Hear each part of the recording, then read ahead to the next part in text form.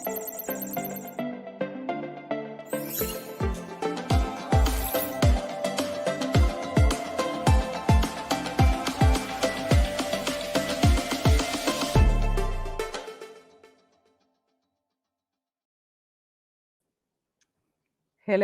everyone. How are you? I hope you are fine. And we are really happy, and I am really happy to be with you today again.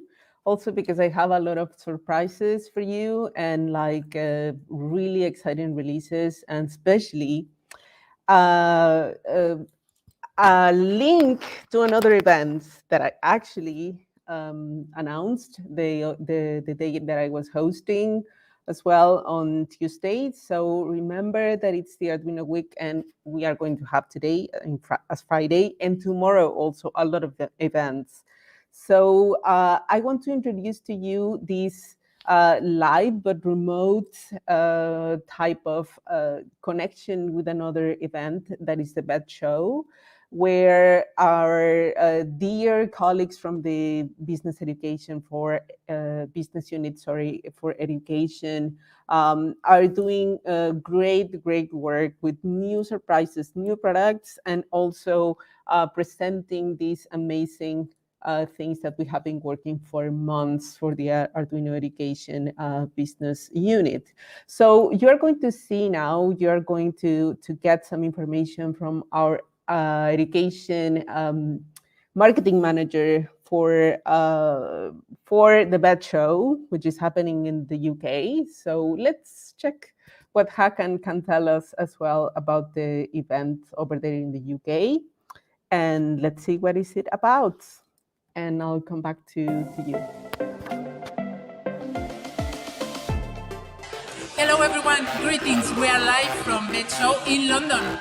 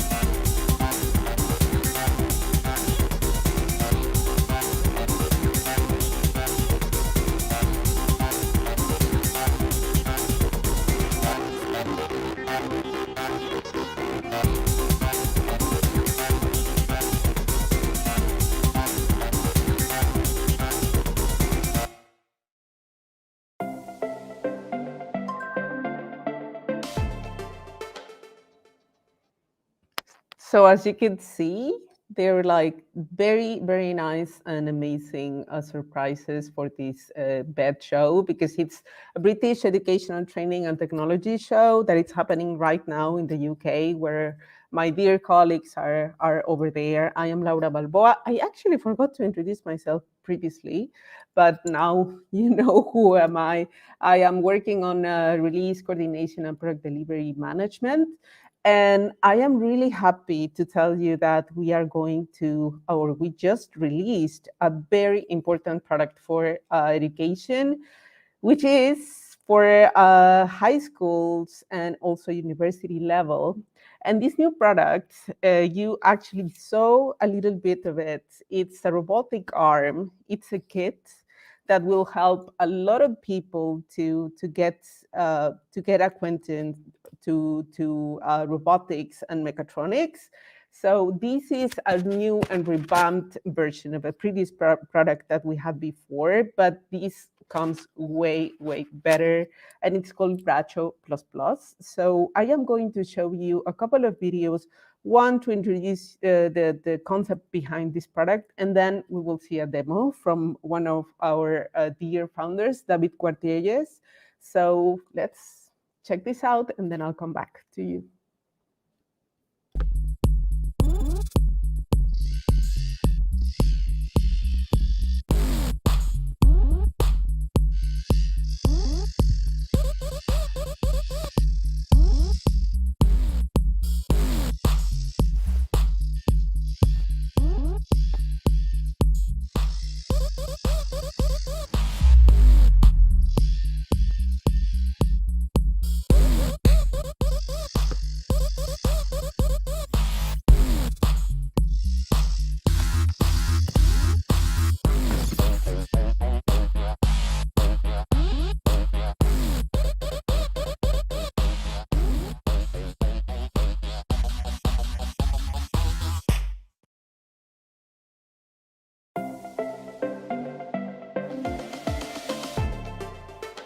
Hello, this is David Cuartilles, co-founder of Arduino, and I'm here today to talk to you about Braccio++, our latest robotic arm.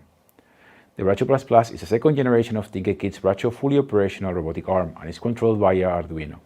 Braccio++ is a kind of robot arm inspired in manufacturing robots that can be used for educational and recreational purposes. It's a 5-axis robot arm, which means it has 5 degrees of freedom. And they are the base, the shoulder, the elbow, the wrist pitch, the wrist roll. And on top of that, it has a very nice 2-finger gripper that can be used to pick up objects and move them from side to side. One of the most important parts of the Braccio++ robot is its controller board, the Arduino Braccio Carrier. This board has a display on it, a joystick with 4 positions movements and a pressing button and an enter button. On top of it, you will be able of plugging the Arduino RP2040 Connect, and it will allow you to take advantage of all of the extra features of that board. The controller board has 6 Molex connectors with 4-pin headers where you can attach our smart servo motors. The header connectors for the motors can be separated and plugged with a high current 6-pin connector cable. But let's talk about how the structure of the Braccio++ is made. We're using an eco-friendly plastic called EcoAlene that is made 100% of recycled materials. The technique consists in separating the plastic and metal from food cartons. In this process, the polylaminate plastic and the metal get melted together into pellets that can then be used for 3D printing or injection molding. In our case, the robot is injection molded. And in that way, our robot is made 100% of eco-friendly materials. Do you agree, Braccio? He really agrees a lot. So Braccio++ has a total of 6 servo motors. 2 of these smaller SR312 and 4 of these larger SR418D. The small motor is used for the gripper and for the roll. This means for opening and closing the hand and for making it move in this direction. And this one is used for the pitch, the elbow, the base, and basically all of the other 4 movements that it can do.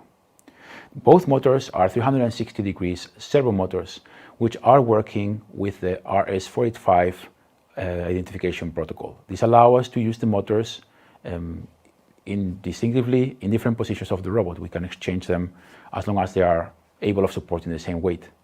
At the same time, we can use more motors than these 6, even though our controller at this point supports the ones that are needed just for moving the robot back and forth. On top of that, the motors are not just acting as motors, they can also act as sensors, which means that you can make the motors move and make the system remember the different movements and make them repeat them, as we will see an example later. Next, we're going to see an example where Braccio++ is going to repeat a sequence of movements that I will physically program on it. I have the preloaded program here, and I tell it to start learning, go up, rotate left, and face me to do a high five. And I tell it to replicate the movements. Here it goes up, rotates facing me, and gives me a high five. There you go, Braccio. Good job. See another example where we'll get Braccio++ to move an object from one place to another. I have already instructed the robot to do the instructions. It's going to repeat now. I just have to put the ball in the right place and ask to Braccio kindly pick up the object and move it to the next place. Now you get it, and you move it to the next position.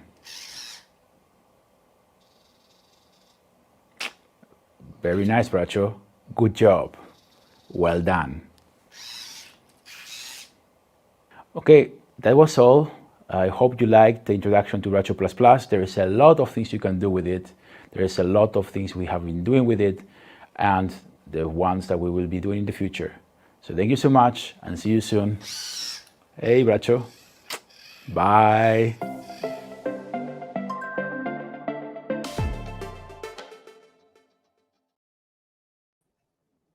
Wow, that was a really nice demo. So share us your comments and ideas about Braccio and what you think we can do with it. This was a very special product because we have been working a lot with it and we are very proud of the result. So as you could see, it's also like made of recycled materials, which we are really proud of. So let's go now to the next project. So we are going to have Alan Bates, who is a founder of the Science Journal app. So he's going to describe how Arduino can be used in science and physical education, or like educating about physics, and how we can have like alternative approaches to physics while we are at school learning and also teaching.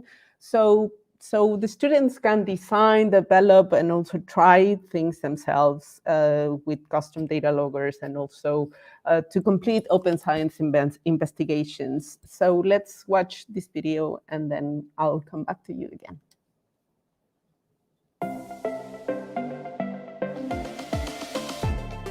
Hi there, I'm Spanner from Arduino. Joining me today is a physics teacher and technologist, I think it's fair to say, Arduino lover, Alan Bates. Alan's been using tech in the classroom for quite a while now, so he's joining us for Arduino Week to talk about the lessons, the results, the benefits of his Edtech approach. But also, I think, to shed a bit of light on how other teachers and educators and parents might adopt some of his methods, help kids learn through this kind of hands-on technology. Okay, so let's let Alan get in on this. Hello, Alan. Welcome to Arduino Week, the first ever Arduino Week, in fact. Yeah, hi, Spanner. Thank you. Thank you for having me here. It's a pleasure to have this opportunity to share my interest and passion for Arduino. Yeah. And where I think it's most useful, in education. I think it's so important to be, to use Arduino in everyday lab situations and not just in a kind of STEM or robotics type context. Yeah, I mean, that's interesting. Let's jump straight in there, actually, because we do tend to I think we do gravitate toward STEM quite a lot when we talk about Arduino in the classroom, but it's interesting how you say that it's not just STEM, actually. You're using it sort of across the teaching spectrum. Yeah. Is that right? There is a STEM club, but what I like about Arduino is that you can kind of, you can look at traditional experiments. Like say I teach physics, so GCSE, I teach A-level and IB, and there's a lot of traditional experiments there. But what I like about Arduino is you can look at these traditional experiments and reinterpret. So you might say, okay, we can use a thermometer, we can use a temperature sensor, but what I say to my students is let's make our own temperature sensor, let's make our own data logger, and let's do a specific heat capacity experiment. Okay, they could do that anyway, simply with a thermometer. But it's the idea that you're giving them the students a chance to be kind of designing their own instruments, designing their own data loggers. So they get a deeper insight into instrumentation, into kind of data logging, coding, and then they're using it kind of as a product to do something else, which is to write a lab report on some type of variable system with different variables. So you're kind of getting a lot of value out of it. I think there is the STEM side. But the fact is you're kind of saying, okay, let's make our own instrument and let's develop it. And in doing that, the students are gaining so many skills, I think, that are real, like I call them real life skills. Yeah. You don't often get in school. Sometimes you get labs that are like cookbooks or recipes. And the students say, okay, let's follow these, A, B, C, D. You get the data, you complete the experiment, and you follow a template. What I love about Arduino is just it opens it up. It kind of brings it all outside the box. And I think it lets students personalize, kind of have an approach that's more personal and not just prescribed. So the students who tend to do physics will go on to do engineering. So I says, maybe I'll start here. That's why I thought where to start. So I remember there was a student that was in 2010, Francesco, and he was interested in architecture. So we said, why don't we make a temperature controller that we can maintain the temperature of a room? Okay, and we wanted to make the dimensions of the room different, or the surface area or the shape. It was the same surface area, but different shapes. Right. So he was looking at the architecture. So we used a light bulb, like a standard, domestic light bulb, as the heater. Yeah. We used an Arduino, temperature sensor, and with the Arduino, it's done like on-off with a relay, basically. So when it got to the target temperature, turn the heater off. When you got below a certain limit in the target, on. So a kind of on-off controller. And he investigated then how much energy you need to keep the room at a specific temperature based on the geometry of the room. And that started off, basically. That started the idea off of using Arduino. He was into it, the student as well. He was going to study engineering. But then I started to question. I says, I can use this. I can use this in my physics teaching. Yeah. But isn't that a great example, though? Because you're teaching physics, you're using electronics, and he's learning about architecture. You know, that sort of, that's how I don't know, I'm not a teacher, but that sounds like it would be hard to put into one lesson or one project in a traditional kind of textbook and blackboard way.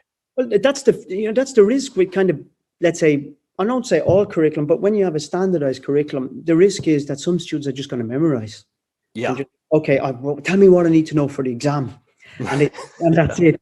And what I really think, like looking ahead, it's about, skill-driven, what would you say, curriculum. That's more personalized. I know it's very, very difficult when you're dealing with a national curriculum, but I think we got to kind of create a spark. That's, I'd say, if we could create a curriculum or some part of the curriculum, maybe not all, that students have this opportunity to be creative, to take some skill or set of skills and develop them on something they're interested in, something they're passionate about.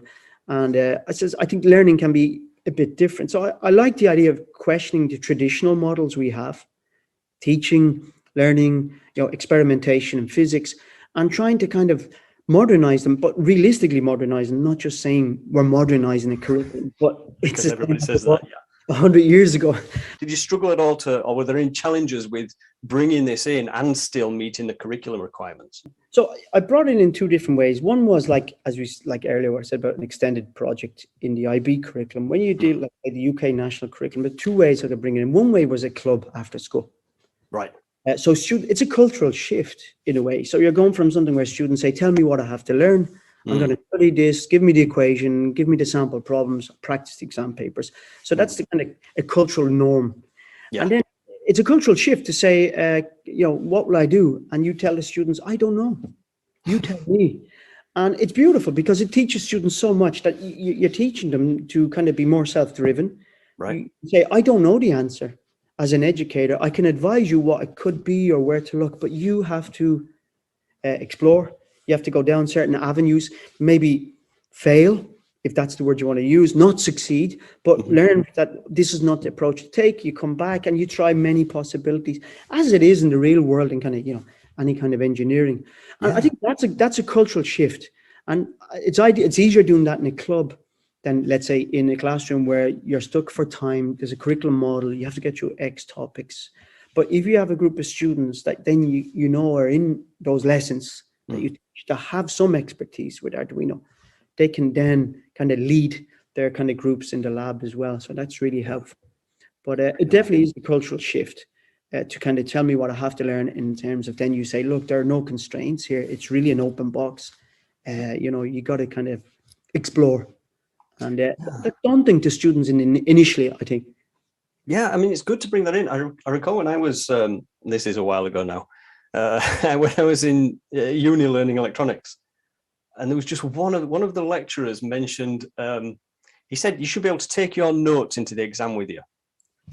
Because when you're actually out there working in electronics and probably lots of other fields as well, an expert isn't somebody who's got all the answers memorized. It's somebody who knows how to find the answer.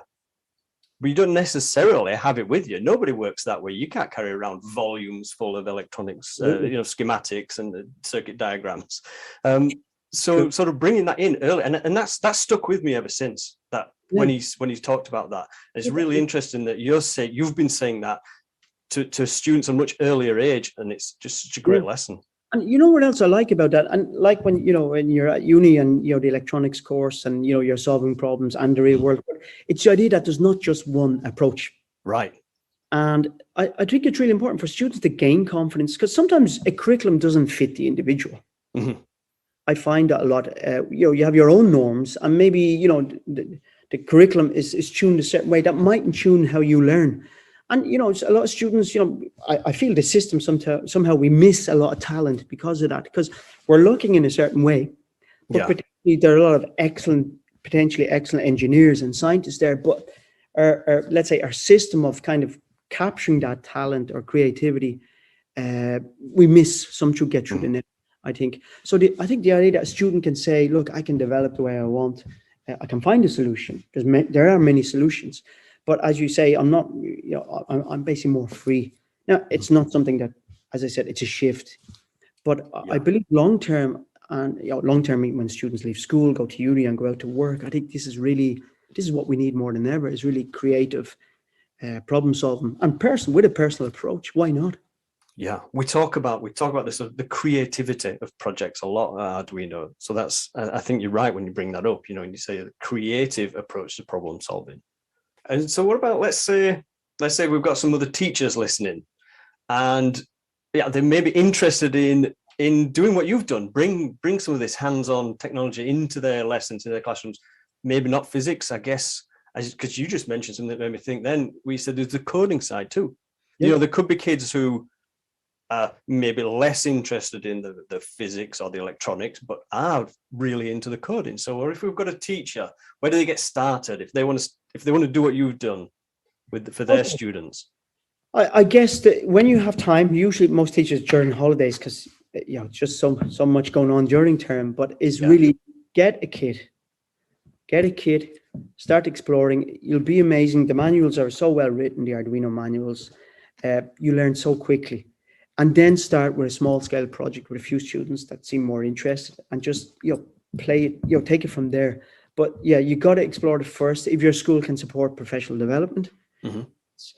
I don't think Arduino have workshops yet for like secondary school physics teachers. That's something that could be, in the future. Yeah. But look, professional development, I know you can get like a certificate for the Arduino, the first level certificate. That could be good for professional development in schools. To ask your school, can they purchase the kits? And just think of a project. Just say, okay, just think even in the next term, pick one project you want to do. Yeah. With students. Think of some effect in one of your classes, in one of your physics lessons. You say, hold on, this will be very useful to demonstrate the potential divider circuit or light intensity and distance. Mm-hmm. Just think of one experiment, just keep it simple at first and say, okay, I'll take it from there. And, this is my second year in my current school. And last year wasn't so good because of the COVID, you didn't get a chance. But now that we're kind of getting back to normal, I've got colleagues that are really like, wow, you teach me how to do this, teach me how to do. So I'm going to try set up in the near future a kind of internal professional development for my colleagues who want to learn Arduino. Oh, that's interesting. So you're gonna try and bring this to other teachers as well, then? Yeah, absolutely. Yeah. And I just some teachers are curious about it. They want to know how they can see the advantages of it. Mm-hmm. And I says let's get together after Easter in the summer term, and we'll sit down and an afternoon a week we'll just start to learn Arduino. And what sort of subjects are they from that they're also interested in? Physics, predominantly physics, but I also have people in design technology and computer science that are interested too. And so there is a kind of interdisciplinary side to it that they'd like to join us. I haven't talked to the chemist or biologist yet, but I'm sure there are lots of applications there too, definitely. And in one of the videos I'll share with you was an automatic irrigation system. Right, yeah, those are popular. Yeah, and definitely like we have a little greenhouse full of beautiful geraniums, and it'd be interesting for students to design some kind of automatic system. System there. Thank you very much, Alan. Pleasure to meet you. Spanner, thank you very much, and see you soon. Hopefully I'll see you again. Definitely. Take care. Cheers, man. Bye-bye. Bye-bye. See ya.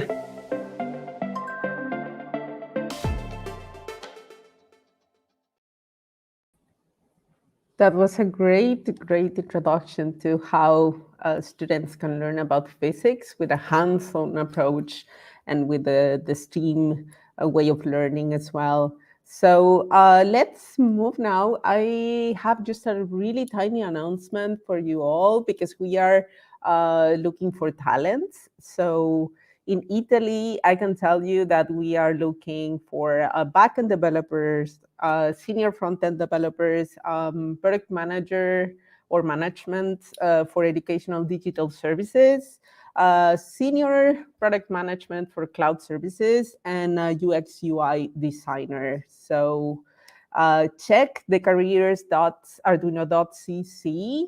So you can check over there the job goals. And so let's see now. Let's go to the next segment. So I just wanted to, share with you that we are looking for talents. This is a great company to work for, I have to say. It's very diverse and really wonderful. The environment is really, really great. So Now let's go to the educational quiz. So let's see what happened during the week, because there was some activities happening every day. So, for example, I think my colleague Spanner was doing these polls every day to see what people thought about all of these STEM subjects, especially regarding education. So let me then share you what was going on. So every day there was a different poll. So on Monday, let me share you what happened in the quiz. So what was happening on Monday? There was a poll about. It was a nice, simple question to get things started for the quiz. So the general awareness of the STEAM movements among the community was the thing that we were trying to check. So the results were more or less what was the highest percentage for science, technology, engineering, arts, and maths. So obviously science got the biggest percent. So then followed by technology, engineering, art, and maths. So obviously, I mean, we were not surprised about seeing these results, but it was interesting to see that art was on top of maths. So that was actually really interesting to see, and it was interesting for me as well because I come from an artistic background. So finally, we could get before maths. So that was a joke, just kidding. So creativity is really important. So I think it's also really good that we can incorporate all of these different subjects. So obviously to have diversity in our education.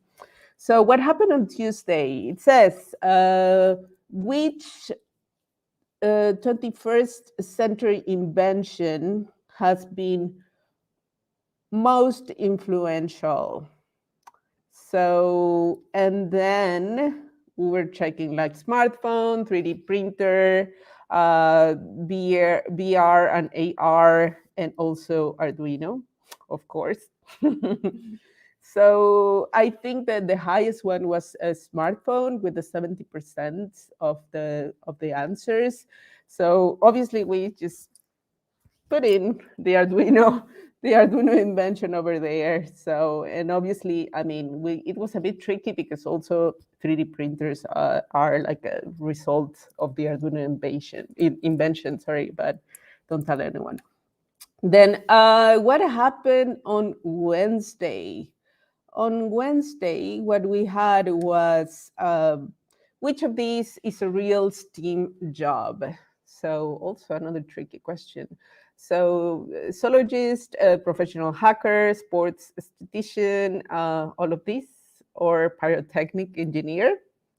So obviously, the highest response was all of the above. Obviously, because I think it was all of the answers were the options were a bit tricky to stay with only one. So it was interesting to see what the Arduino community thinks about what the STEAM job can be. So also because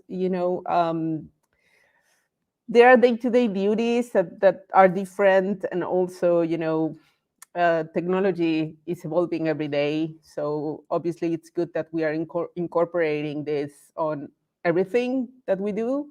So I don't know what professions are going to look like in 10 years or even in 5 years ahead. So let's see what happened on Thursday then. So which is your favorite STEAM movie? Interstellar, Hidden Figures, Beautiful Mind, The Imitation Game. Okay. I don't know if you can see my screen. Okay. Good. Okay, great. I didn't know. I was not sure if I was just talking and you couldn't see my screen, because I am just talking in here and checking the images. So for this one, the winner was Interstellar. So I think my personal favorite is hidden figures. So what can I say? Good. So what happening here as well with the quiz is that we are going to have something very special for the people that actually responded to these polls. So I don't know. Let me see. And then we are going to have also another segment with Carlo Parata, the senior system engineer from ST Microelectronics. So, and then I am going to come back and tell you what we have. We have like some special surprise for 5 people, I think it is, that responded to the polls. So, but now let's go check this guest interview. So we are going to have then Carlo Parata joining us. Hello. Hello, Carlo. How are you? I'm fine, thanks. You? Where are you? I'm in Milan. I'm located in Milan area. Oh, great. Now I'm at home, and I'm pleased to show all the people connected a preview of the video tutorial that will be launched in the next weeks on the web. So this video tutorial is about machine learning core feature of LSM6 sensor, IMU sensor that you can find in the Arduino Nano RP2040 and also in the new NICLAVision board. This tutorial in this tutorial, you will find an introduction to the machine learning core concept that will be very useful for people that are not really expert on this topic. And then you will find also a step-by-step guide that will show you how to save, for example, the LSM6 sensor data into the flash memory of the Arduino Nano RP2040, obviously through an Arduino sketch. And then we will show also how to load these sensor data into Unico GUI. Unico GUI is an ST tool that you can download free of charge on st.com. With this tool, you can generate automatically a decision tree model starting from the sensor data. And then you can also export this decision tree model in a bytecode format that is compatible with the LSM6 machine learning core. Finally, you will find also another Arduino sketch that you can use to load the bytecode into the LSM6 and you can test also on the field the decision tree algorithm behavior. So I will be pleased after this video preview to answer any question about this topic that can arrive on the chat. So I think now we are ready to launch it. Thank you for the attention and enjoy it. Thank you. Let's watch this.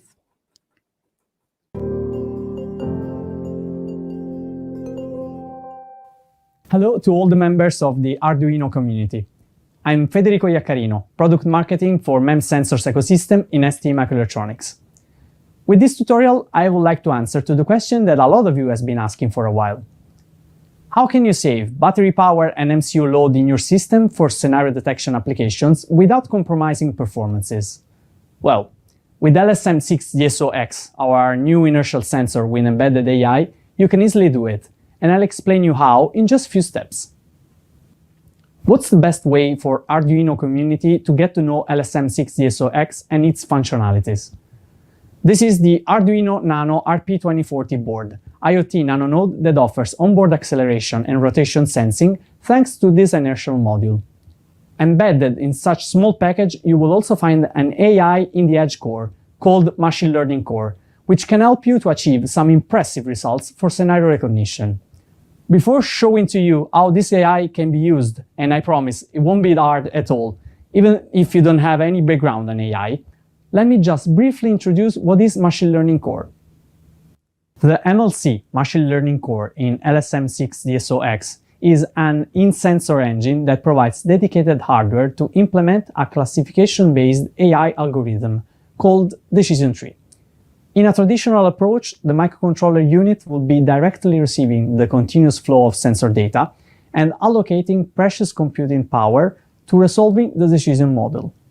By using a specialized hardware built close to the sensor outputs, you are able to completely offload your scenario detection model from the MCU. This yields great benefits for your system's general performance. The specialized MLC hardware also runs the algorithm very fast and at a fraction of the power consumption that an MCU would require.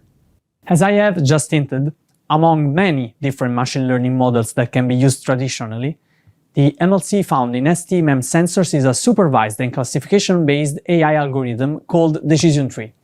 Let's explain what that means. The MLC is a supervised core because you will need to train it to generate the decision tree model.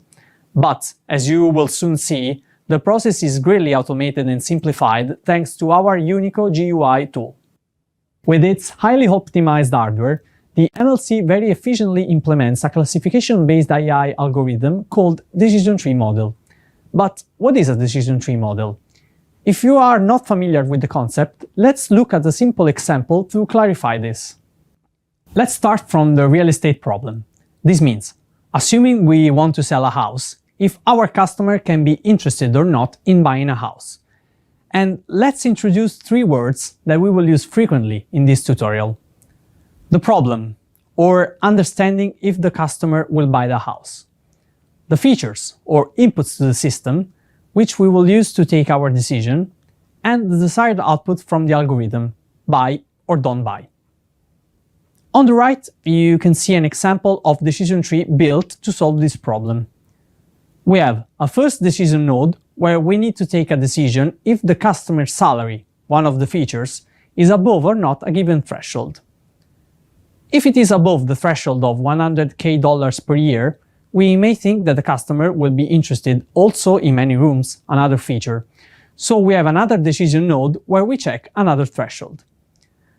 We proceed in this way until we reach a so-called leaf node, where we can take the final decision, if the customer is going to buy or not the house. In this structure, you can see the key elements of a decision tree: the features, the decision nodes, the thresholds, and the leaf nodes. Do you think that we are using an if-then-else traditional approach and not artificial intelligence? Well, the key point here is that AI can be used to generate this tree. Here, for the sake of example, I already built for you the decision tree, deciding a priori what can be reasonable features, in which order I check them, and which thresholds are used. But in the machine learning world, as we said before, we are going to generate this decision tree automatically, starting from the data. So you should now have understood what a decision tree is and that the MLC in sensors can synthesize this type of models. Let's assume that you want to start the development of a scenario detection fully embedded in ST sensor thanks to MLC. What are the steps that you should take? First, you need to acquire the sensor data that is useful to describe the scenarios that you would like to identify, saving at least a log per scenario. Then you need to label the data according to the log content. This means that data acquired while walking should be labeled as walking, and so on. Using the labeled data, it is possible to generate a decision tree using the tool provided by ST. The decision tree will take the decision on which scenario is identified. Once the decision tree is ready, it can be converted in the sensor language and uploaded in its MLC. Finally, it is possible to appreciate the results of the MLC outcome.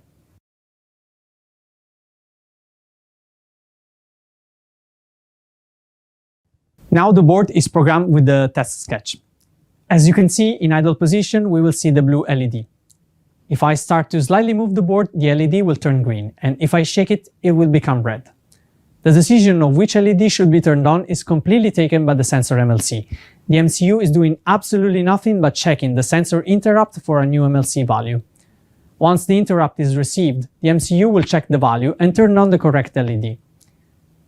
Obviously, you can adapt this example to any of the applications that you have in mind. This application is just one of many scenario identifications applications that you can develop. But now, coming back to the question that you all asked. How much energy can we save with this feature? What's the consumption of the system in this configuration? Well, with an optimized power consumption of the accelerometer, low power mode, 52 Hz ODR, we can reach a consumption of 25 microamperes, at which I should add 7 microamperes for the MLC. This means that with just 32 microamperes and no computational payload on the MCU, you get a fully working scenario identification application. Quite impressive, isn't it? With few microamperes, you can enable high-end scenario recognition routines that can help your application to switch from hibernation to wake-up status and help you to save battery when it's not necessary.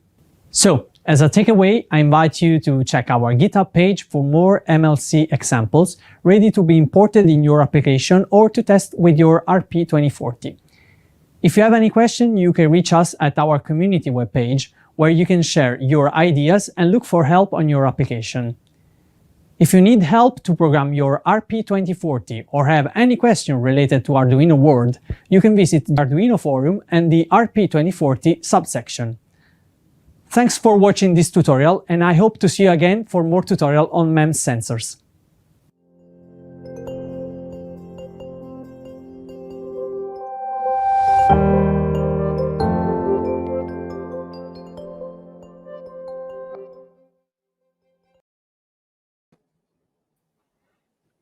Nice. Hello. Thanks a lot, Carlo. That was You're welcome. really good to see. I bet there are like more details that you can show us later. And also, I think we have a question from one of Sure. in our chat. It says, "Can you still make good use of the sensor without being able to code machine learning or AI?" Yes, I mean, the machine learning core is a feature of the sensor that run in background. So obviously, in the same time, you can continue to read the values of the sensor, like accelerometer and gyroscope values, without any issue. So you can continue to use as usual the sensor, but in plus you have the interrupt generation when there is a change in the classification in the machine learning core engine. And so, yes, the answer is yes. It's just a new feature that run in background in the sensor. Okay, great. And what else can you tell us about like use cases, for example, for this, more use cases that you can think of? Yeah, for example, you can find on the ST Microelectronics GitHub several examples of bytecode that you can load in the LSM6-DSOX sensor. For example, to perform activity recognition. So understand if you, for example, are walking, running, are in the car or in vehicle, and so on. So there are several type of classification that you can achieve, and several examples are already available in ST Microelectronics GitHub repository. Obviously, any user of the community can try to implement the own decision tree for the own algorithms, thanks to all the pieces that we put in place thanks to this video tutorial and the sketches that we can provide to the Arduino community to do it. Great. This is really good because then also the contributions can, improve all of the Yeah, usage sure. of this project, definitely. Do we have more questions? Post your questions on the chat. We have just a couple of minutes so we can close this block, and I can also tell you what we have as a surprise from the educational quiz. Mhm. So we don't have any more questions. Good. So I want to thank you. Thanks a lot, Carlo, for Thank you. sharing us And your knowledge. thanks, Arduino, for this opportunity. Thank you. Thank- Good. So we are going to finish this. Unfortunately, I have to go. But anyways, the surprise is that we are going to give away 5 certifications. So we are going to contact people that participated on social media with the DMs. So with the direct message. So I'm saying DMs, but direct message, right? So, and I want to recommend you the next segment because it's going to be hosted by the lovely Judith Martinez, who is one of my female colleagues. So I'm really proud of my female colleagues, I have to say. So, and all of my colleagues in general, but, it's really nice to see all of my female colleagues, working and also in research and development and also hosting these events. So you can also see the work that they do. So, and she's going to be hosting more community projects. But before that, we're going to have again one of our dear founders, Massimo Banzi, so who's going to be introducing Brenda Mboya. So to talk about Arduino and what happens in Africa from an African perspective. So, and just, remember to stay tuned for tomorrow. Tomorrow, we are going to have also more activities. So this hasn't ended yet. So I hope you stayed with us more time. And I'm Laura Balboa. So I'm just greeting you from Malmö, Sweden again. And I hope you have a nice Friday. And then I'll leave you with Massimo and Judith. Thank you.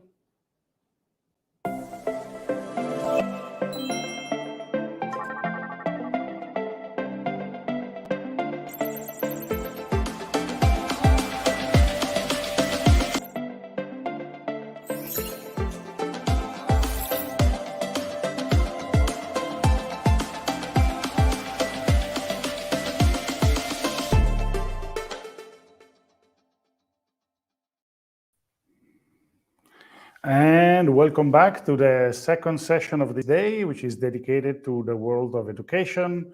Let's start with this segment with a great special guest, and he's also a personal friend of ours. We have the pleasure of having with us Miss Brenda Mboya. Hey! Hello, hi, Hi, Massimo. Brenda. Hi, Nice to see you. Nice to see you as well. Thank you for having me. Oh, no, it's a pleasure. How are you? I'm doing great.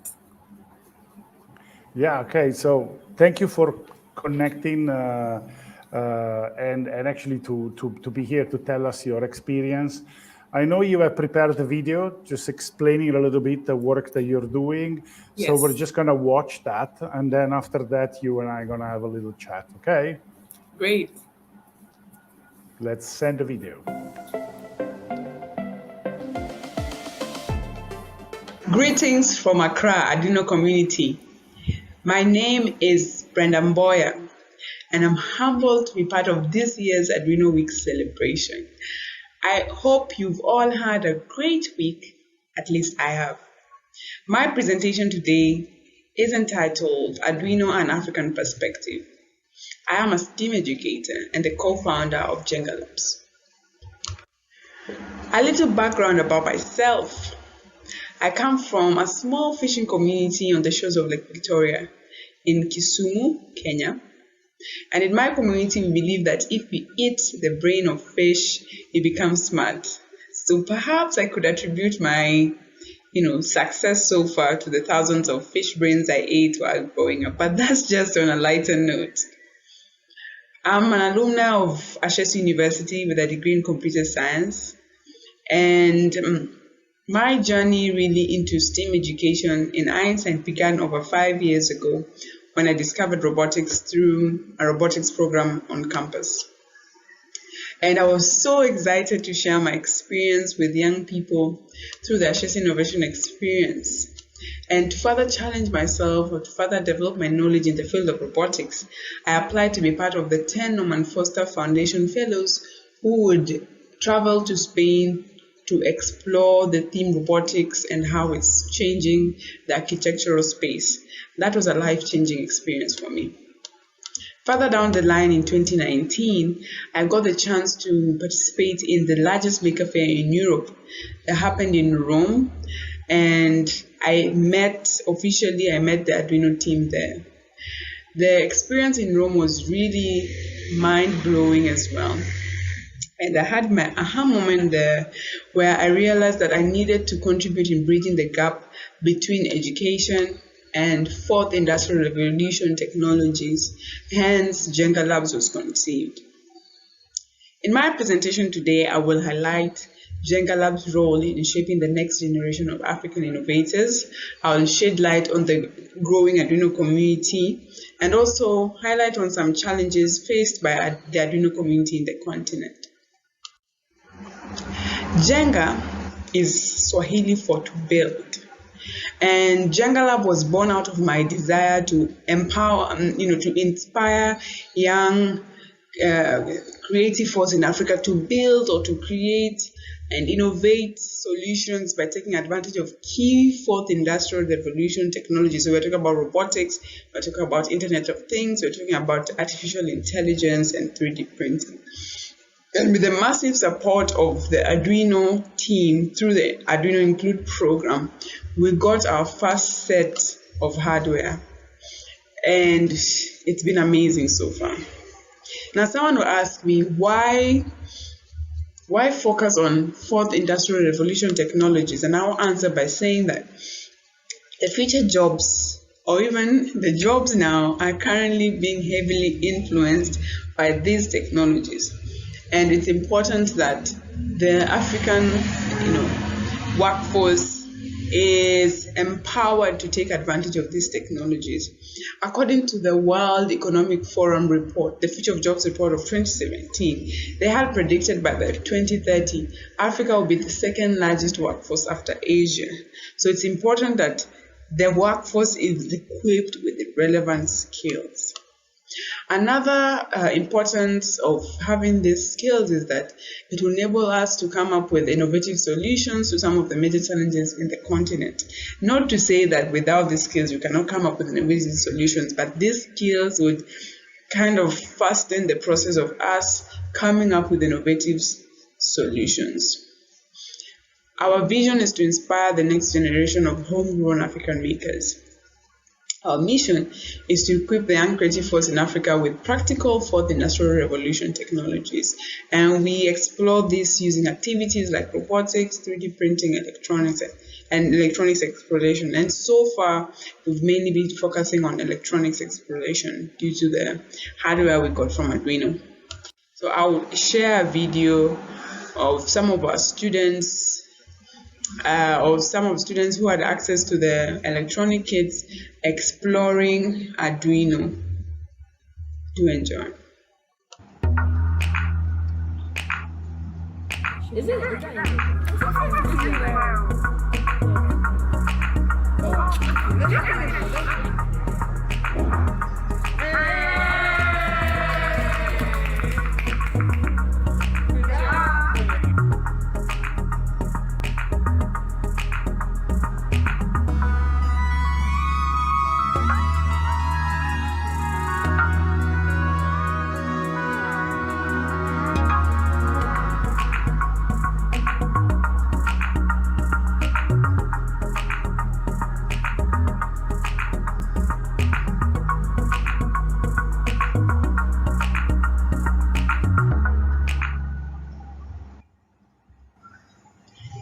Yes, I can't say it enough. Thank you so much, Arduino, for your support so far. It's been an incredible journey because you've also been part of the journey. From individual Arduino enthusiasts to maker groups around the continent, the Arduino movement or the Arduino community is growing exponentially. I would like to take this opportunity to highlight two organizations championing this movement. One is the IoT network, which I'm part of. The leadership of this network organizes what we call IoT meetups, where members share their knowledge and project ideas around fourth industrial revolution technologies. One of the interesting projects that I've seen so far was developed by Henry, a member of the Ghana chapter of the IoT network, and he created blind man sunglasses that can be used to detect objects in front of a blind man to prevent, of course, accidents and collisions. This is a prototype that you can see in the middle of the screen. The Global Minimum Organization is also doing amazing work in Kenya, Sierra Leone, and South Africa. And what they do is to provide young people with in under-resourced schools with tools to create and solve problems. So far, they've impacted 6,800 youths in Kenya, South Africa, and Sierra Leone. One project that stood out for me from this organization was developed by a young lady from Sierra Leone by the name Khadija. And Khadija created an electric hoist system that is used to fetch water from wells in Sierra Leone, hence taking away the hard labor part of fetching water from wells. Prior to this presentation, I sent out a survey to different maker groups in Africa to understand the pros and cons of using Arduino hardware. And based on their responses, the two challenges that stood out include one, we only have one recognized Arduino distributor based in South Africa, meaning that access to genuine Arduino products is still limited in the continent. And two, although the prices of Arduino products are relatively cheap in the European market, they are high for the African market. So is it possible to have prices tailored for the African market and to get as many recognized Arduino distributors based in Africa? It's said that curiosity kills the cat. And I believe that for young people in Africa, curiosity equipped with the right tools can lead to innovative solutions and a skilled workforce for tomorrow's jobs. According to the 2020 report of the World Economic Forum, developing and enhancing human skill and capabilities through education, learning, and meaningful work are key drivers for economic success of individual well-being and societal cohesion. In the report further states that the top skills arising in prominence among employers includes critical thinking and analysis as well as problem solving. And this gives me hope that Jenga Labs and other similar entities are definitely on the right track. In conclusion, Arduino is not only accelerating problem solving in the continent, but it's also shaping careers of many young people like myself, hence contributing to personal and economic growth. The Arduino community is continuously growing in Africa and would need massive support from the main Arduino team.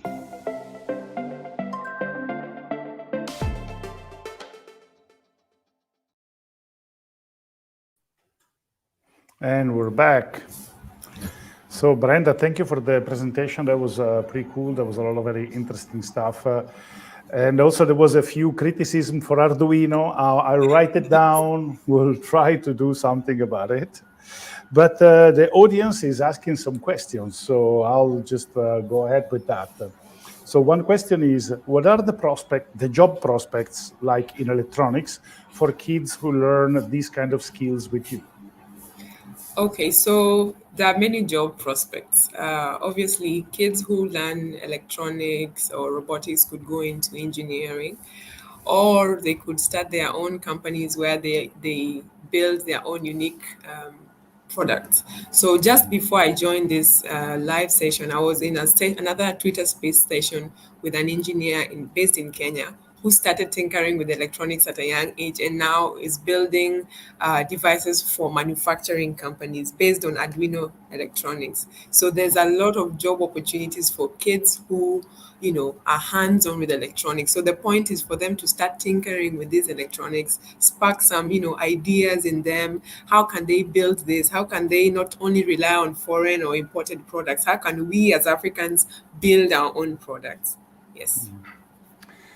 No, I really like that. Also, in a way, the mission for Arduino was try to make electronics something that almost anyone could just learn. So to see people kind of inventing their own products is just such an amazing Yes. Actually, to mention one, sorry for cutting you, there's a TME Education, which is based in Kenya and other countries. They have even developed their own unique Arduino, component where they've integrated sensors into it, and kids don't have to directly plug those sensors. So it's the job opportunities are endless. There's a few more questions, so I'll go to the next one. Do you get much support from the Kenyan education system for this kind of extracurricular projects? Currently, Jenga Labs is based in Accra, Ghana, and let me answer it from the perspective of where I am right now. So the government of Ghana is actually thinking of building what they call STEM schools. So with these STEM schools, kids at a young age or even at an older age can be introduced to, say, electronics or robotics in a place that is resourced. So yes, at least where I am right now, the government of Ghana is really trying so hard to support, STEM education. That's very cool. Sorry, there's a few more questions, so I'm just going to jump to the next one. Did you have any experience with electronics before you learned about robotics? And then this person is asking, how do I get into teaching at a club like yours? Did I have any experience? Yes, while I was young, I liked tinkering with, stuff, but I didn't really at that time, there was no Arduino. So it was mainly me opening stuff for curiosity's sake. And when I moved to university, I did computer science. I had a completely different background from what I'm doing right now. I did more of software engineering. So it's literally, say it's been like 2 or 3 years since I've been tinkering with Arduino, and so far I love it. And really, for anyone who wants to start working with Arduino, just go for it. Just do it. Just buy a kit or get access to a kit and start doing it. And the more you do it, the more you get comfortable working with it. That's nice. There was also part of the question that how do I get into teaching at a club like yours? How does he get into teaching at a club? Somebody wants to teach at Jenga Labs. They want to know how do they do that. Okay. Maybe they could reach out to me on social media or via LinkedIn, and then we can kick it from there. Yeah. Absolutely. So another question. What is a good way to get kids or people in general interested in electronics, robotics, Arduino in more rural areas so that they attend your classes? So I guess this is about the people who kind of live kind of far away from the places where. So what's your advice on that? Okay, so from my experience and from conversations with other STEM, educators in different parts of Africa, the best way to reach out to kids who are in rural areas or remote areas is to partner with organizations that will provide, say, other basic needs that these kids, other basic needs that they would need. So just to give an example, maybe you go to a rural area and maybe the child hasn't had, good food. So they will not really be concentrating on the electronics bit. But if you partner with an organization that can provide, say, tuition or food to this child, now they stop worrying about their problems in the house or their basic need challenges, and now they can concentrate on the electronics. So for rural areas, really, it's for you as a STEM educator to also partner with other organizations that are providing other basic needs for these children, because they deal with so many things. Yeah, it makes a lot of sense. Well, so we have no more questions for you right now. I mean, there's a lot of comments on the chat which are very positive, and a lot of people have enjoyed your presentation and also your passion, your energy. which is the kind of passion that we at Arduino like. So that's why, we try to help as much as we can. Thank you so much for that. I mean, the Arduino team has been amazing, honestly.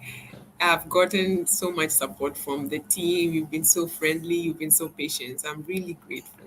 It's our pleasure. We like the work that you do, and I think it's very important. So we look forward doing way more things with you in the future. But for now, I thank you very much for taking the time to be with us, to talk to us, to answer questions.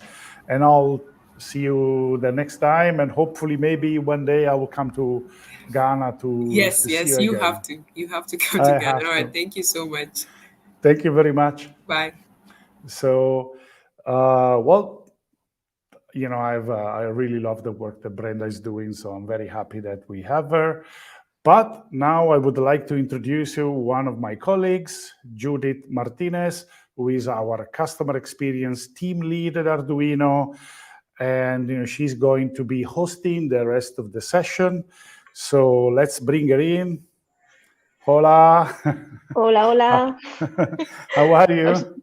Oh, good, oh, good. How about you? I'm good. It's great. A lot of cool stuff all week. We're almost at the end of the Arduino week. So I'm very glad that you are hosting the rest of the session. So I'm just get out of the way and let you run the show. Thank you. Thank you. Bye-bye. Okay, so, well, presentations are done. So we can directly jump into the community project for today. As you know, it's focused on STEAM and education. The way this has gone previous days, in case the first time that you connect, is that I'll be making a short introduction to the projects, and then the authors themselves will explain them in a short video. And at the end of all the presentations, we will have a Q&A session. So do not hesitate to ask your questions in the chat, and my colleagues will pick them up, and we can ask them all later in the Q&A session. So first in line, we have an amazing introduction to wearable projects. These are electronics projects that you can just wear as clothes or accessories. And this is presented by Christine Farion, who will be giving us some tips and tricks on fast prototyping, so we can wear our ideas as fast as we get them.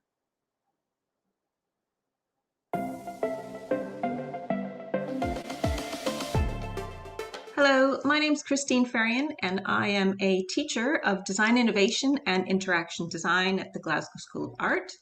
I love to research into forgetfulness and also visual impairment systems. I really love making things, so I love using Arduino-based components. I love exploring components and just seeing what new and exciting things are out there. I love using materials in alternative ways. I love doing wearables. Maybe it's an on-body system, or it could be a near-body system. So I make a lot of handbags with technology in them as well for different purposes, which is great fun. So that's a little bit about me. I'm a Canadian living in Scotland, and today I'm going to be talking about rapid prototyping techniques for wearables. So quite often, if it's a new group of students that I'm teaching, I love to run a session like this because it's very high energy and it's really easy to do. It's so simple and it's so quick. And it's great because really a lot of the aims with this is that people can be a little uncomfortable or not confident with creating and making things. When you think about making things for a body system, it can make students a little wary or nervous about giving it a try, thinking it has to be something perfect and something that's going to last forever, which is great, but not when you're first starting. So when we're first starting, it's about creating a really rapid prototype, just a little proof of concept. So in terms of technology used, typically the first session, all that I would actually get them to use is foam board. So they're not going to be using anything else. And it's just through using foam board that we start to think of how can we take a material like this, very firm material, and use this on the body. So this is really what a first session is all about. But eventually, when they start thinking about the technology, it could be using these floorboards, for example, which are fantastic for someone getting started with wearables. again, Arduino-based systems, or something like the Circuit Playground Express boards. These are, they're just superb because they have like every sensor that someone starting out would like to use. Lots of sensors on it, lovely NeoPixels on it, and really easy to program. You can just use Arduino, so it's a great learning step as well for them. And with a simple bolt-on kit like these screws, you can take a piece of fabric, quite a thick piece of fabric, and just screw that straight in, which is fantastic. So it's a really super way of creating a wearable design very, very quickly. So in terms of insights, this is just a great way for people to get prototyping, and it's a way that sometimes I myself might even start a design. I usually start with some kind of thick fabric. It might be a thick felt, for example, that maybe you're mapping your hand on. So useful items is foam board. You definitely need some foam board for this activity. You're going to need a knife, and what the students will end up doing is, and the session can be just on a morning, for example. It doesn't have to be a very long session. It could be you give them 45 minutes or an hour maybe for a task, because it's really about making decisions. So you give them time to make things. Other things that are going to be super useful are things like crocodile clips. These silicone crocodile clips are fantastic. They're nice small size as well, so they don't get you know, trapped everywhere or in knots and things like that. So this is fantastic. And normally my circuits always end up getting mapped out with crocodile clips first. That is just a flex sensor that was made with felt and conductive fabrics, for example. Having good conductive materials is a great idea because you can make so many things with conductive materials and with different types of conductive threads. So for example, with different threads, so you can get some little conductive threads. This here, this little conductive steel ribbon is just fantastic for making things. Having things like this to hand just opens the horizon of things people can make. And having maybe 2 little patches of conductive materials, and you can use them on either side of a battery, for example, and you can make your own battery holders with something like this. So it's a really fantastic way to kind of learn. In terms of the challenge, I tell the students that a challenge will have considerations of position, what's the assigned area for them. The weight is something that they should consider, so they don't want to pile something up so much that it's very heavy for the person to use. It has to be comfortable, so I don't want it to fall off or to cut off their circulation. It has to still allow movement, so we don't want it to restrict them in any way. And the size does need to be reasonable for the area that they've been given. So those are sort of the parameters that I usually give to a student. But if you're doing this activity yourself, this is some of the things you probably will want to consider. And then if you do make something with foam board that maybe goes on a wrist area or similar, you will probably want to test it with people. So you'll probably get 5 people, you know, 3 or 4 people is fine, but get some people to try the thing that you've made and give you some feedback on it. So then you can kind of change it up. And then once you've got a shape that fits and works correctly, that's when you can start sticking on your Arduino components. And it might be that you poke holes in it or you just tape the components on. You can use those 3D printer pens. That's a great way as well to kind of attach something to a structure like this. So there's loads of ways to do this quickly. And I also really make sure that they do have some kind of timer with them and they turn the timer and they stick to time, because it's great to have that knowledge that you've got to do this quickly. It just, you really get good results with it. And it's just super fun when you do it that way. So once I've shown them about foam board, there is a great guide online. This is just a little screen capture from it. That is the URL for it, for this guide. It's fantastic. It shows you so many different cuts and ways that you can use foam board, which is just super good. So some example sessions. This is some of the designs that the students came out with. This was for measuring pregnancy kicks. This was for a distance sensor for, well, the whole COVID thing. So that was quite a nice design as well, all rapid prototyping. This was a new watch system. So the minutes are on the fingers and the wrist would be the hours. So really super quick and easy. And then this is like a finding your way home type of system. So it was just on that lower calf area they made very quick and easy. So we can see that using the foam board is just a super quick way to get people to make things quickly and in a really rough prototype way, but it's enough to get a proof of concept and it's enough to get it tested with people, which is really great.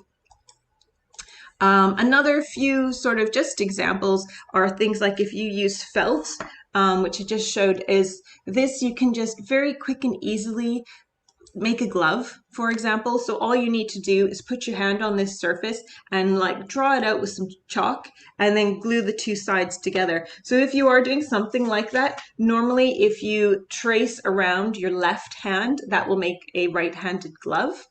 But just tracing around your hand is a great way to get a prototype.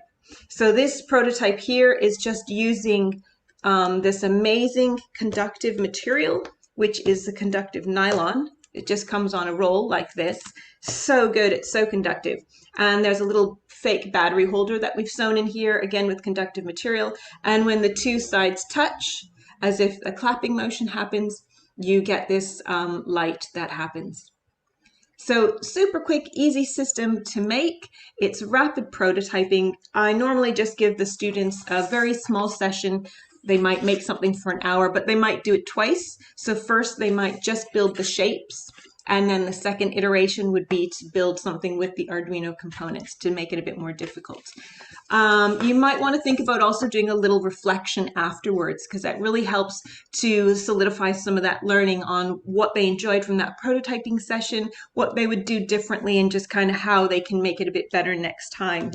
So those are all the different types of prototyping for super rapid prototyping, really quick, very low cost. It's very easy to do. So I've been Christine. Get in touch with me. Happy to hear from you. And yeah, I hope you've enjoyed the session. Thank you so much. Bye.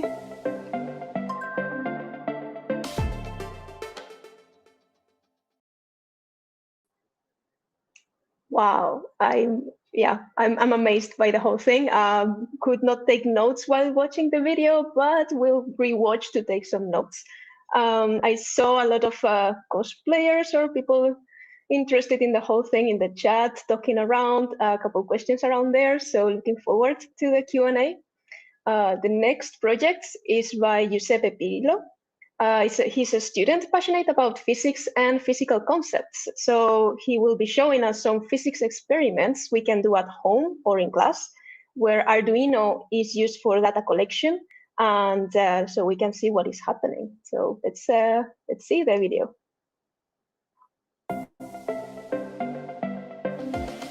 Hi, I'm Giuseppe. I'm 15 years old. I'm from Naples and I attend the 3rd class of high school here in Naples. Since I was a child, I had a passion for computer science. At elementary school, I attended computer science classes to learn how to use a computer. At middle school, I qualified with my team first in Italy in the Bebra's game, that are computer science game.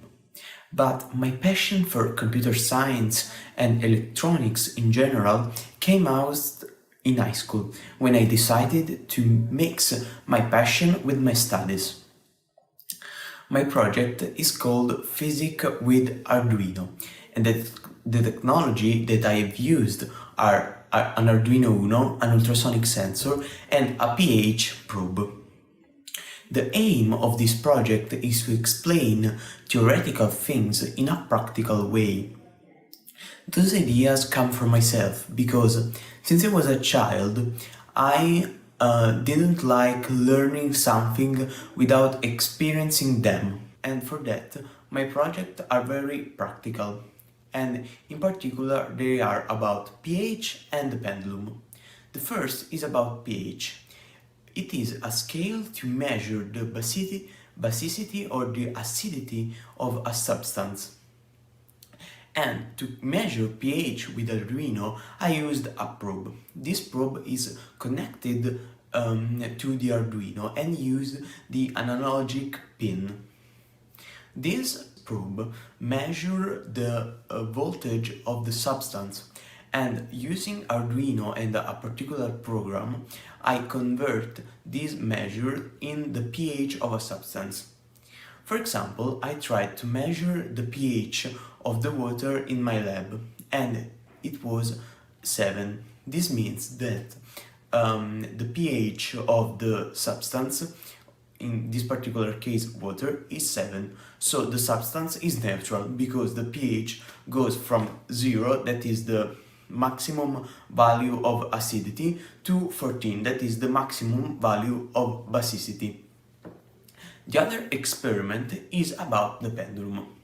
The problem with the pendulum is that it is explained in school in a very theoretical way, but I want to do a practical experience, and for that I designed in 3D a structure, but it wasn't really good.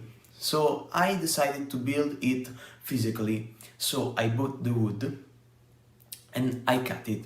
I assembled the structure and I use a ball. This ball is hang through a strength on a wooden board. This experiment was about the pendulum, but in particular I built it and realized this experiment to demonstrate that the pendulum moves by an harmonic motion, and to do that I want to demonstrate that the space-time graphic of my pendulum was a sinusoidal function, and to do that I built a circuit and I wrote a program. For the program and for the circuit I used an ultrasonic sensor that detects when the pulse is over or not, and with the program and Arduino I showed the space-time graphics on the serial plotter. The space-time graphics of my pendulum is very similar to a theoretical space-time graphic of a pendulum. This is because the theoretical space-time graphics does not consider the friction of the air that is very important in the practical experience, but it is very similar. So we learned that theoretical concepts and things can be explained with practical experience. So I suggest you to use this approach. And I also suggest you to realize these two projects, and to realize those two projects I make a tutorial on my 2 websites, and to contact you can contact me on my email. I hope you will realize those 2 projects, and thanks for watching.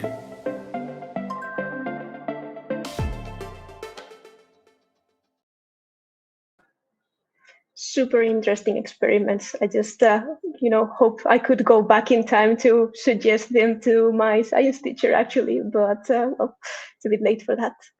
Okay, like not to dwell in the past. The last project we have for today is the Orientations Center for Research and Development, where Ahmed, Farah, and Tuka will tell us about their project about sustainability of clean energy using Arduino boards.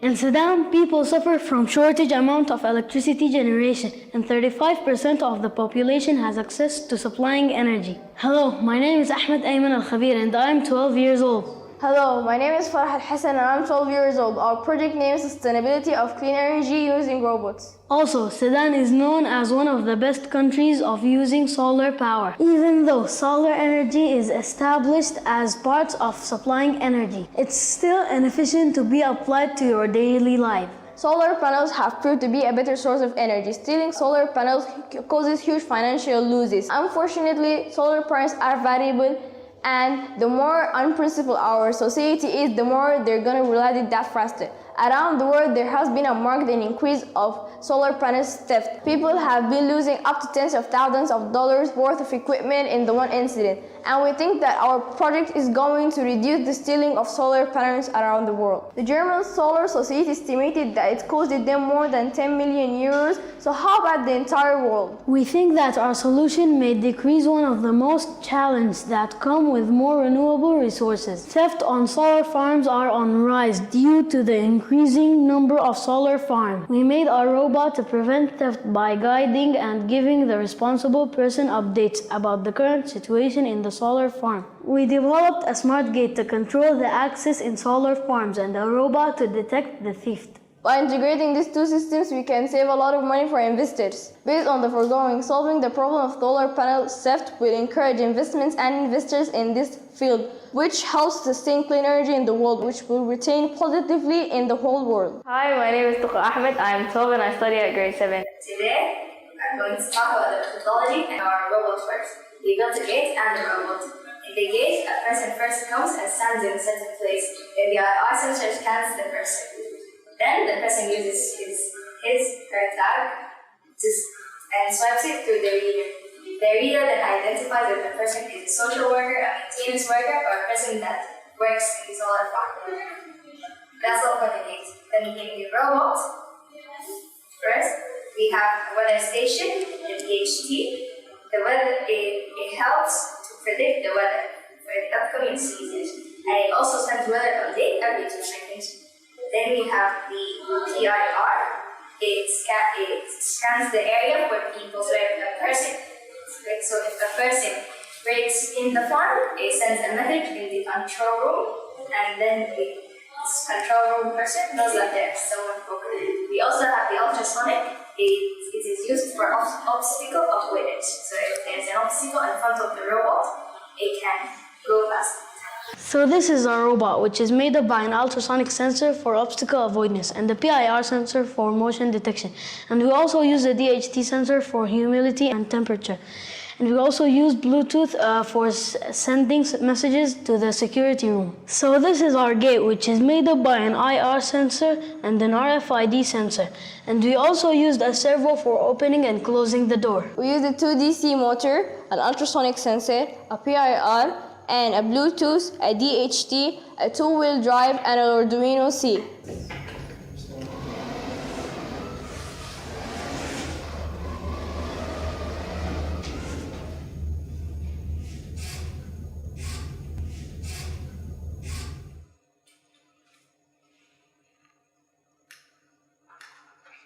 So we believe our SecureBot FSF will definitely reduce stealing solar panels from solar farms. We wish Arduino a very bright future.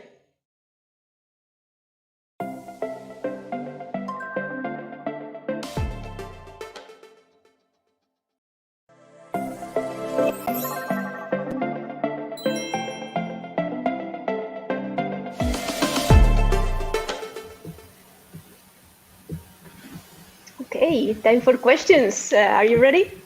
Yes.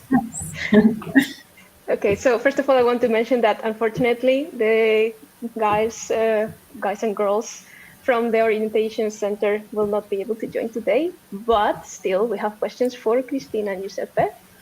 Okay.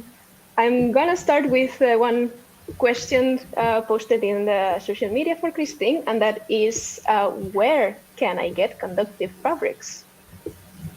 Yeah, so Conductive Fabrics, you can get a few from the big websites like Katronic or SparkFun or Adafruit, of course, have some of these. But actually, if you do generic searches on places like eBay, and if you look for alternative types of materials. So this is sometimes building materials. Sometimes you can buy copper sheets, for example. So sometimes the fabrics are called shielding fabrics. So they're made for other purposes. But if you have a multimeter, you can test conductivity of any fabric that you have, and you might find that it does conduct electricity. So sometimes I look in alternative places and not necessarily just the sort of Arduino style sites. So yeah, I would look on all sorts of places, to be honest, but you can get lovely coppers and lovely silver types of materials. So yeah, there's a few places out there. Okay, really interesting. So tip, just carry a multimeter everywhere you go. I actually do. You can get a little one. Amazing. That actually your answer also answers another question that we had about like places where you can buy fabric. So I will mark that one as checked. Great. Now I'm going to ask one for Giuseppe. That is, what's a good home experiment if you don't have much room?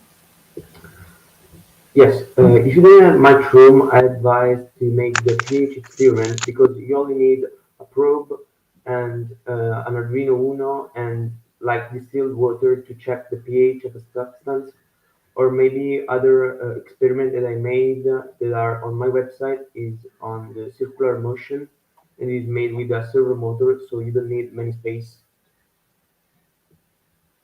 Interesting. Nice. Worth to try it out. Then for Christine, I missed, I was going to read the previous question. How do you handle power requirements with wearables and costumes? Like this person mentioned that they don't like having to carry around large battery packs, which I completely understand. Well, it definitely depends on the circuit or what you want it to do. So for example, I've got this NeoPixel ring and bracelet jewelry item, and there's just a small battery on the inside. So you can get away with quite small batteries that recharge quite easily. The gloves that I showed in the video, for example, that just runs off of a coin cell battery. So for one coin cell battery, that is just a string of LEDs, and that works really, really well. So always try and do kind of what is the minimum for your circuit, so you don't necessarily have to pack in lots and lots of things. So try and get in what's the most important part of that circuit and what's the minimum battery requirement. Also, though, just to say, don't forget, there's always things like solar power. That can be a nice trick. You can get flexible solar power cells at the moment. So it might be worth looking at how to kind of keep charging on the go as well. For larger projects that you might be working on, do carry maybe a battery pack in your pocket. I know a lot of the early wearable designers, back in the day, they would carry massive batteries. So although sometimes we think those battery packs are big, let's have some sympathy for the pioneers in this field who carried around huge, batteries. So yeah, it's just a case about try and sew them into your circuits.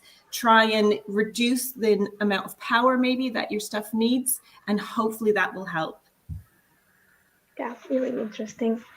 A follow-up question is, do you have any tips on reliability with wearables, like specifically a bit related to sensor connection and battery connection? Yeah, absolutely. So there's a few things you can do. So normally, if it's something that you're using conductive thread, for example, I always have clear nail polish or nail varnish. And when I've finished with the threads, I always put a little dab of nail varnish on the ends of those connections. Or if you want something more reliable, use a glue gun and just put a dab of glue on it. For example, some of the NeoPixel ends, when they're finished, I tell students, put a whack of glue on there at the end, and that will just make that connection a lot stronger and a bit weatherproofed as well. So try and have, you could get a 3D printer pen, for example. That might be something that can help if you put the 3D printing plastics on top of it. So you can do things like that. Some people, if they have, for example, UV nail polish, which is like a resin, that you can get a really clear, very, very hard and weatherproofed covering your connection. And that, though, you just need to cure it under a UV light. And you can actually make, I've seen people make Arduino UV light systems, which is kind of cool too. So you can cure your own projects with UV varnish and resin. That's a really great way as well. So that's less flexible. If you really need the flexibility, I actually look for also clear silicone that people might use in bathrooms and things like that. You can get some nice little silicone pouches, and you can just put some silicone on the ends of circuits as well. So there's quite a few different ways, because absolutely reliability and things just coming undone is terrible. So always make sure you allow for enough wires as well. So don't skimp, don't cut it to fit, cut it a bit longer, so that way if there is some flex or movement, you know, we're moving machines, so if you get some flex in something, if you've got a little extra wire, that can go a long way. So try and cut your wires maybe a little longer than you need as well.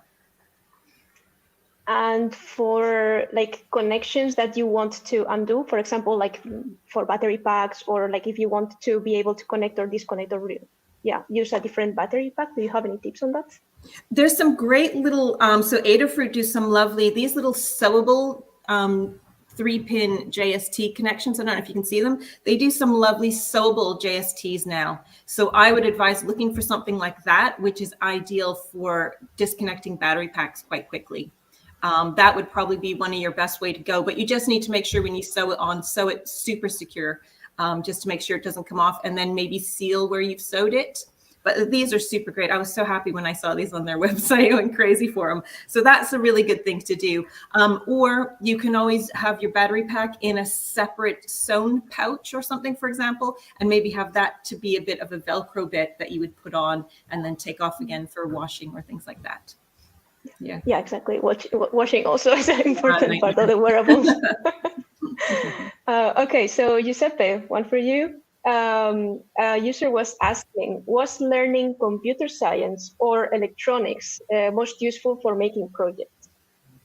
Obviously, learning electronics and computer science is useful for make these experiments, but it's also useful to study the theoretical things like the pH or the pendulum, because if I hadn't known that the pendulum moves by an harmonic motion, I couldn't make the experiment. But I think that learning computer science and electronics for this project is very, very important, because I had to think about it. I didn't copy it from the internet, and I had to make this project from zero.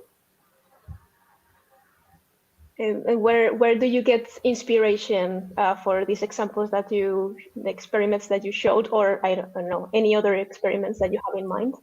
Is there any I take inspiration when I am in class and my teacher explain the concept, and I think about what experiment can I make, or what experiment can I make with Arduino. For example, one of the last experiments they make was about the conservation of mechanical energy, and I thought about it when I was studying it. Mm-hmm. Okay, so back to Christine. How well do soft materials like fabric integrate with electronics, and any tips on getting started? Oh, first tip for getting started, just do it. The biggest thing is people spending too much time thinking about it. And that's why I was trying to say, start with paper, start with foam board, just start and like see how something might look. And that hopefully will just give you a bit of, okay, I can do this. Get a piece of fabric, go to a secondhand charity shop and buy a piece of clothing and just cut it and mold it and kind of wrap it up in different ways. Stick an Arduino board on it, again, with the 3D printer pen. So it's just super quick, and, wear it in your garden to start with. But basically, fabrics can go really, really well with it. There are so many different types of boards that you can sew now, which is really, really great. We looked at, there was the Flora types of boards. The little Gemma M0 is a lovely little board. This one uses the Gemma M0, which is fantastic. Such a little board, and it's got so much power on it, especially if you only need one or two things. So this has a color sensor in it as well, so you can set the color that you want, for example. So I would try and find fabrics you like. Maybe start with a jean or a felt, so it's a bit thicker and you've got a bit more layers to kind of sew through, just to make sure you can kind of get it and sculpt it. But basically, it's really just about starting. You know, don't think you have to make something so super amazing and so beautiful. The more you practice and the more you do these things, it will come with time. I make a heck of a lot of ugly prototypes, and I'm very proud of them because it's all part of the learning process. So I'm really happy when my students make something just crazy and ugly, because it's just about having fun and practicing. And that's usually when you get really great ideas, because maybe you've done something a bit wrong, or, you know, it's maybe a bit too kooky. So just get started. Even if you've got maybe just a normal Uno board, for example, put it on a garment or on a sleeve somewhere. Like I say, just glue it on and get started. Don't think you need to buy specialist stuff to begin with. Get some lights on there and off you go. So yeah, just getting started. Just upcycle that old jeans that you have at home. Those are great. Those are great. I often turn them into handbags and stuff. Jean is such a great material. Yeah. Great. Okay, then we have one last question for Giuseppe. Do you feel like these home experiments have had an impact in your grades? Yes, I think yes, because my teacher have understood my real passion for these subjects like chemistry or physics. Because since I was a child, I am passionate about this subject like physics, chemistry, science, and math. But with this experiment, I show my real passion for this subject and this impact on my grades. Nice. Then I think that is all for the Q&A session. Thank you both very much for joining. It has Thank you very much. been Thank you so much. really nice to have you around. Bye-bye. And now we are finishing. It's time to say bye to the 5th day of the Arduino week. Thank you a lot for joining us, everyone. I hope that you enjoyed it and learned and got inspired for making your own experiments and projects. The Arduino week is not over yet, though. Tomorrow from 3 p.m. Central European time, the 6th day will take place, and it's going to be dedicated to the Arduino Day around the world. You can check the full program in the Arduino Week website that I believe my colleagues have shared around in the chats. And as a sneak peek, I want to mention 2 things that I'm really excited about, which is Bruce Sterling tuning in tomorrow. And also there will be we will be announcing the Arduino Cloud Games Awards that I'm really looking forward to. So yeah, have a nice day, everyone, and see you tomorrow. Bye-bye.